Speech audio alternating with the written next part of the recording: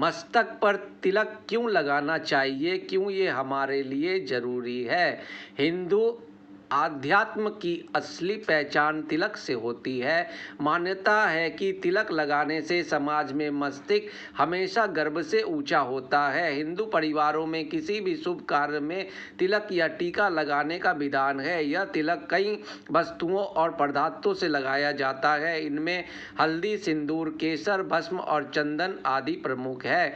माथे पर तिलक लगाने के पीछे आध्यात्मिक महत्व है। दरअसल हमारे शरीर में 7 सूक्ष्म ऊर्जा केंद्र होती है जो अपार शक्ति के भंडार है। इन्हें चक्र कहा जाता है। माथे के बीच में जहाँ तिलक लगाते हैं वहाँ आज्ञा चक्र होता है। यह चक्र हमारे शरीर का सबसे महत्वपूर्ण स्थान है जहाँ शरीर के प्रमुख 3 नाड़ियाँ ईड़ा, पिंगला और सुषुम्ना आकर मिलती है। इसीलिए इसे त्रिवेणी या संगम भी कहा जाता है। यह गुरु स्थान कहलाता है। यही से पूरे शरीर का संचालन होता है। यही हमारे चेतना का प्रमुख स्थान भी है। इसी को मन का घर भी कहा जाता है। इसी के कारण स्थान शरीर में सबसे ज़्यादा पूजनीय है। योग में ध्यान के समय इसी स्थान पर मन को एकाग्र किया जाता है। तिलक लगाने से एक तो स्वभाव में सुधार आता है, वे देखने वालों पर सात्विक प्रभाव पड़ता है। तिलक जिस भी पदार्थ का लगाया जाता है उस पदार्थ का जरूरत अगर शरीर को होती है तो वह भी पूर्ण हो जाती है।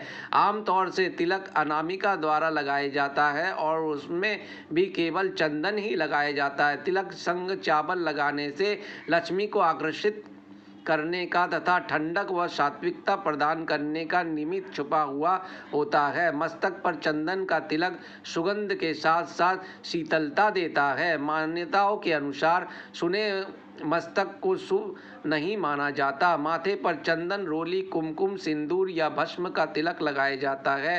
तिलक हिंदू संस्कृति में एक पहचान चिन्ह का काम करता है। तिलक लगाने की केवल धार्मिक मान्यता नहीं है बल्कि इसके कई वैज्ञानिक कारण भी है।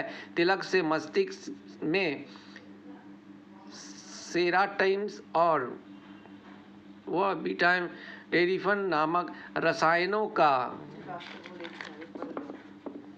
संतुलन होता है। इसमें मेगा शक्ति बढ़ती है तथा मानसिक थकावट के विकार नहीं होते हैं।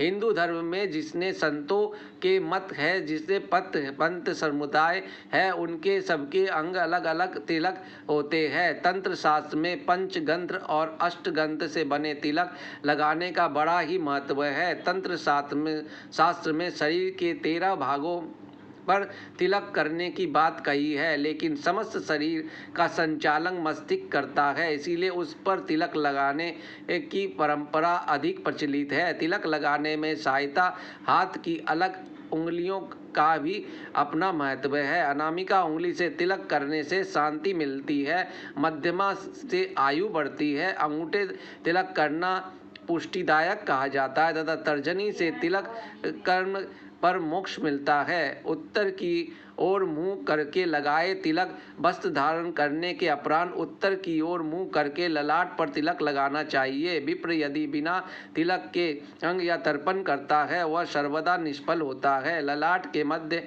आग दोनों भाव से कुछ ऊपर ललाट बिंदु कहलाता है। सदैव इसी स्थान पर तिलक लगाना चाहिए।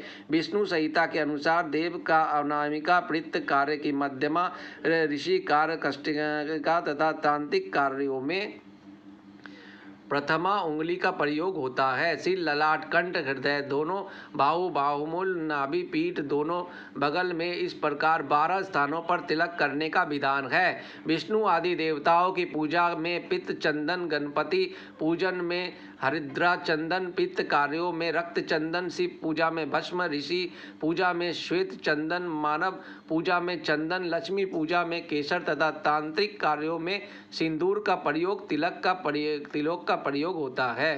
तिलक लगवाते समय सिर पर रखे हाथ, जब उंगली या अंगूठे से तिलक किया जाता है तो आज्ञा चक्र के साथ ही सहस्त्रार चक्र पर ऊर्जा का प्रभाव होता है। सहस्त्रात्मक ऊर्जा हमारे शीर्ष चक्र पर एकत्र होने के साथ ही विकार सकारात्मक के और कार्य सिद्धि होते हैं। इसलिए तिलक लगवाते समय सिर पर हाथ अवश्य लगाना चाहिए।